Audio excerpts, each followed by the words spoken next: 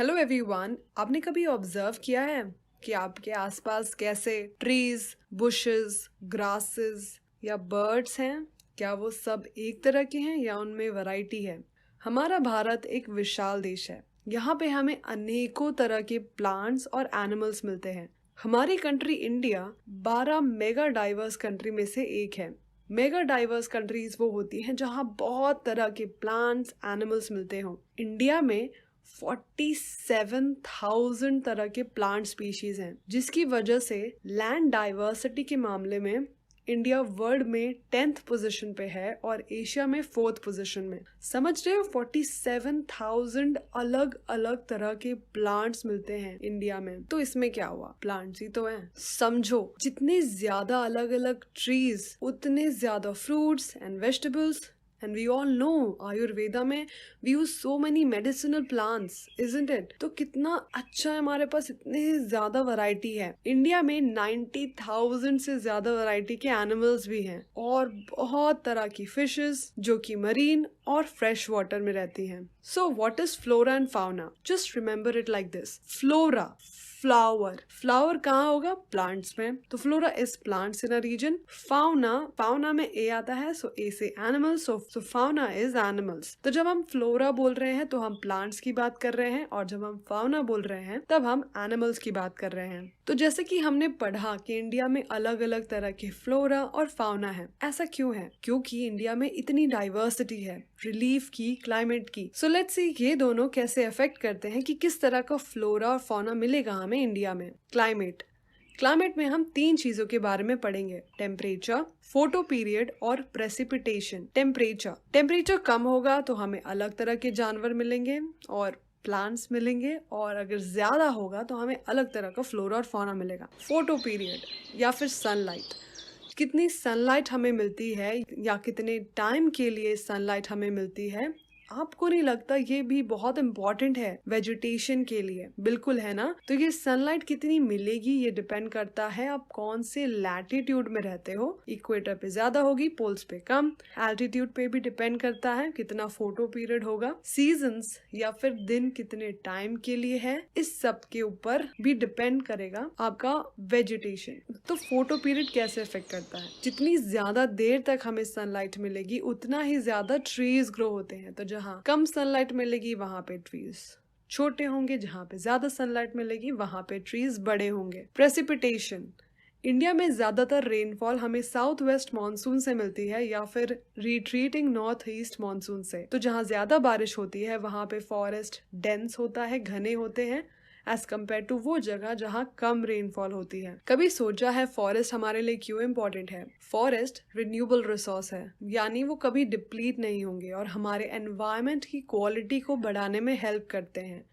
ये local climate को modify करते हैं। कैसे? कभी नोटिस किया है गर्मी के टाइम पे जहाँ ज्यादा पेड़ होते हैं वहाँ हमें कम गर्मी लगती है। सॉइल इरोजन को भी कंट्रोल करते हैं फॉरेस्ट, स्ट्रीम के फ्लो को रेगुलेट करते हैं, बहुत तरह की इंडस्ट्रीज को सपोर्ट करते हैं, बहुत सी कम्युनिटीज के लिए लाइवलीहुड प्रोवाइड करते हैं, विंड को भी कंट्रोल करते हैं और इनकी वजह से बारिश भी होती है। ये सॉइल को ह्यूमस प्रोवाइड करते हैं और वाइल्ड लाइफ को शेल्टर देते हैं। इतना सारा कुछ करते हैं फॉरेस्ट हमारे लिए, बट हम क्या कर रहे हैं? हम इन सब में चेंजेस ला रहे हैं। कैसे? Growing demand for cultivated land, यानी हम क्या कर रहे हैं कि इन फॉरेस्ट को काट कर ये लैंड को कल्टीवेशन के लिए यूज कर रहे हैं। इंडस्ट्रीज की डेवलपमेंट हो रही है बट फॉरेस्ट का नुकसान हो रहा है। माइनिंग, अर्बनाइजेशन, ओवरग्रेजिंग, इन सब की वजह से फॉरेस्ट कवर बहुत कम हो रहा है। यानी हमने वेजिटेशन को मॉडिफाई कर दिया है या रिप्लेस कर दिया है, या फिर ह्यूमंस के होने की वजह से ये सारी वेजिटेशन डिग्रेड हो गई है। इन शॉर्ट, हमने वेजिटेशन का सत्यानाश कर दिया है। Now let's come back and talk about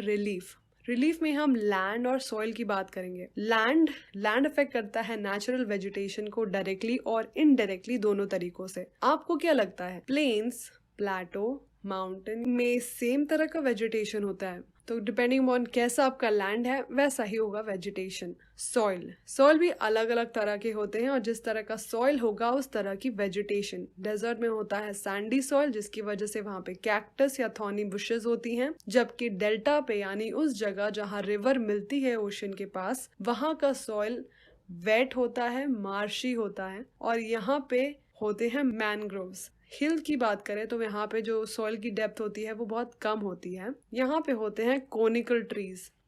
types of vegetation, climate और रिलीफ में कितनी वैरायटी है इंडिया में, इसलिए इंडिया में अलग अलग तरह के हमें फ्लोरा और फौना मिलते हैं, पर तभी कुछ एरिया में सिमिलैरिटी तो होगी। इसलिए हमने इंडिया को अलग अलग रीजन्स में डिवाइड किया है डिपेंडिंग अपॉन कैसी वेजिटेशन होती है वहाँ।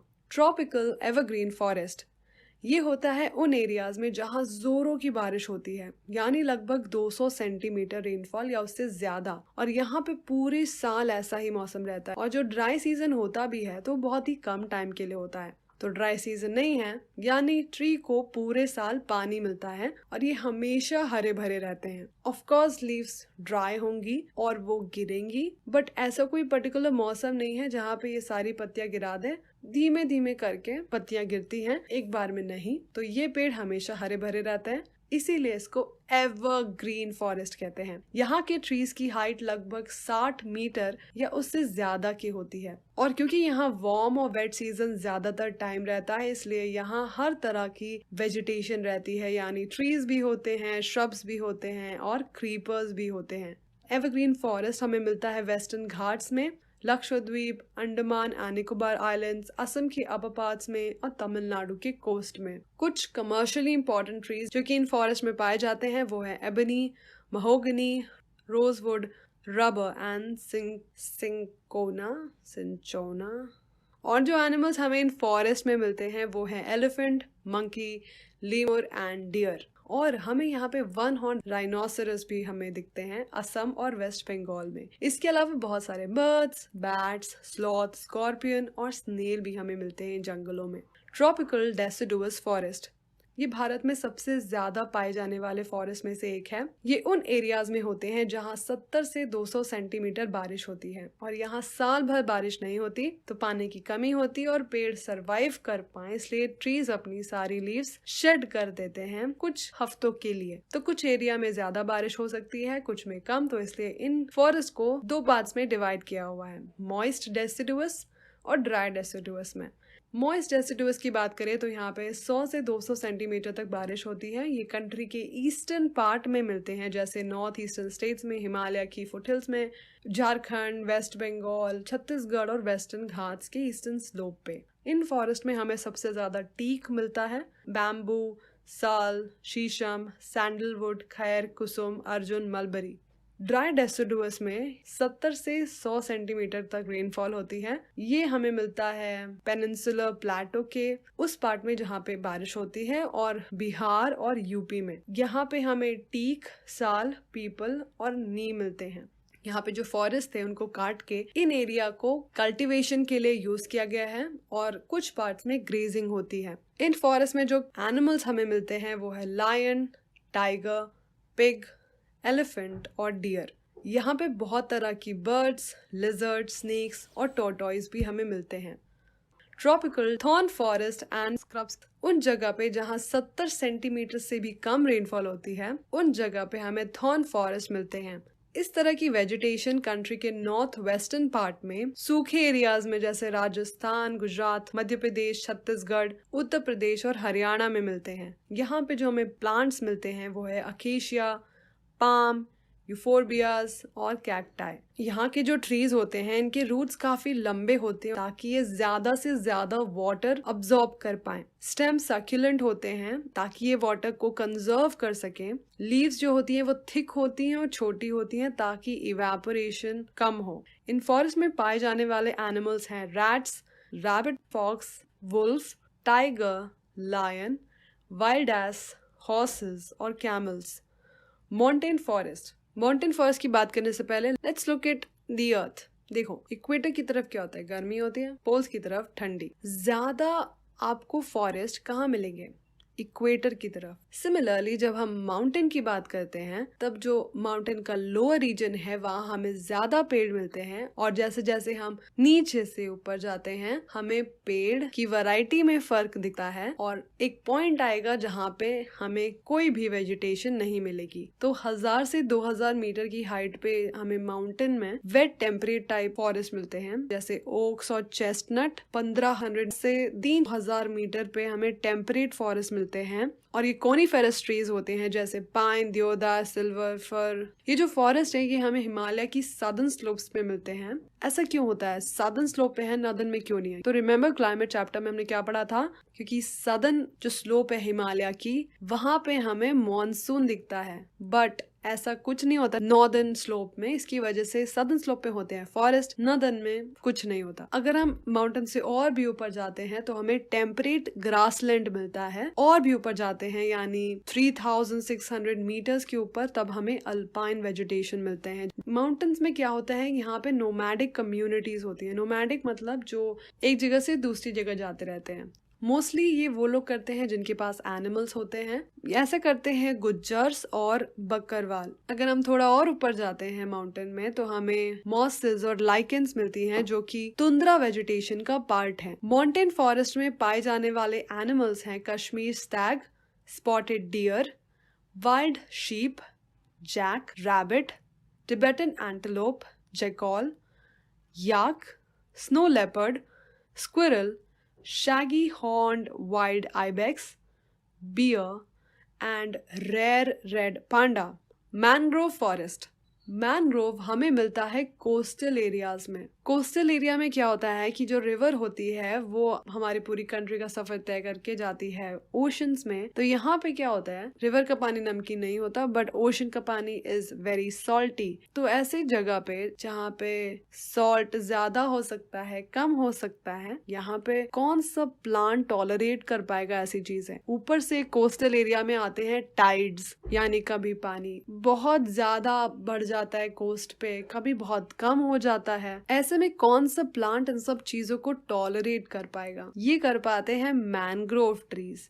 मैनग्रोव के जो रूट्स होते हैं वो पानी के अंदर होते हैं। तो गंगा, महानदी, कृष्णा, गोदावरी, कावेरी के डेल्टा, इन सब जगह हमें मैनग्रोव फॉरेस्ट मिलते हैं। गंगा ब्रह्मपुत्र का जो डेल्टा है वहाँ हमें सुंदरी ट्री मिलते हैं जो कि बहुत ही ड्यूरेबल हार्ड टिम्बर बनाते हैं। यहाँ हमें पाम, कोकोनट, क्योरा ये सब भी मिलते हैं। यहाँ का सबसे फेमस एनिमल है रॉयल बंगाल टाइगर, और हमें यहाँ पे टर्टल्स, क्रोकोडाइल्स, घड़ियाल्स और स्नेक्स भी मिलते हैं। तो इंडिया में कितनी ज्यादा वेजिटेशन है, कितना ज्यादा वैरायटी है फ्लोरा फौना में। तो इसके पहले कि हम वाइल्ड लाइफ की बात करें, जानते हैं कि नेचुरल वेजिटेशन क्या होता है। नेचुरल वेजिटेशन वो प्लांट की कम्युनिटी है जो कि नेचुरली उस जगह पे उगी है बिना किसी ह्यूमन के हेल्प की। तो इसलिए जो कल्टीवेटेड क्रॉप्स होती हैं, जो हमने फॉरेस्ट को काट के जो क्रॉप्स उगाए हैं, वो वेजिटेशन होती है, नेचुरल वेजिटेशन नहीं होती। और नेचुरल वेजिटेशन जिसको ह्यूमंस ने हेल्प नहीं की है, बिल्कुल भी नहीं, और जिसको बहुत टाइम तक ह्यूमंस ने डिस्टर्ब भी नहीं किया है, इसको हम वर्जिन वेजिटेशन कहते हैं। और क्योंकि ह्यूमन का कोई इंटरफेरेंस नहीं है, कोई दूसरे बाहर से हम लोगों ने प्लांट्स मंगा के नहीं उगाए हैं, तो ये प्योरली इंडियन स्पीशीज है। तो जो वर्जिन वेजिटेशन होती है इंडिया में, उनको हम एंडेमिक या इंडिजीनियस स्पीशीज कहते हैं। तो जो हम बाहर से स्पीशीज मंगा के लगाते हैं वो होते हैं एग्जॉटिक स्पीशीज, पर जो इंडिया के खुद के हैं वो हैं एंडेमिक स्पीशीज। वाइल्ड लाइफ, जैसे इंडिया में ढेर सारे फ्लोरा हैं वैसे ही ढेर सारे फाउना भी हैं। 90,000 एनिमल्स स्पीशीज है इंडिया में। 2000 से भी ज्यादा बर्ड्स की वैरायटी है।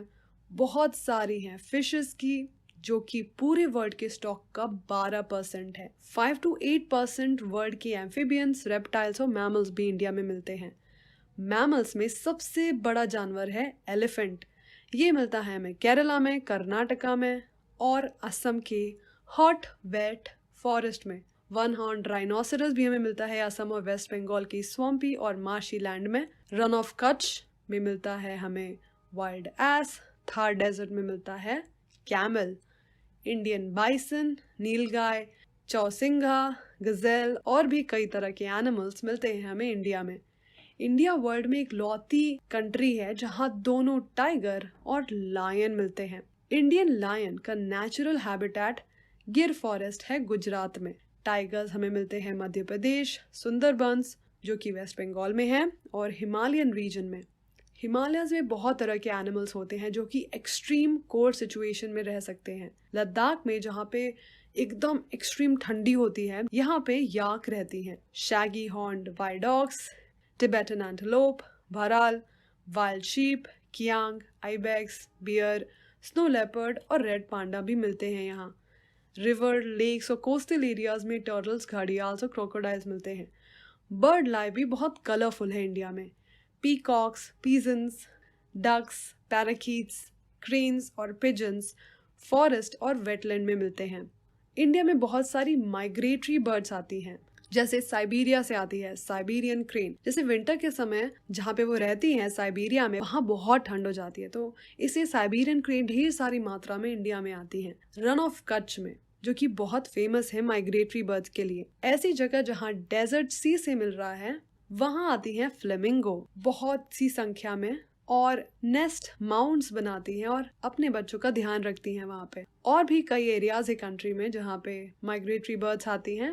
इवन जो छोटे छोटे इंसेक्ट्स होते हैं, ये भी बहुत इंपॉर्टेंट रोल प्ले करते हैं हमारे एनवायरनमेंट में, क्योंकि वो पॉलिनेशन में हेल्प करते हैं। इसलिए इन सबकी कंजर्वेशन बहुत इंपॉर्टेंट है। पर इतना एक्सेसिव एक्सप्लॉयटेशन की वजह से ये इकोसिस्टम डिस्टर्ब हो गए हैं।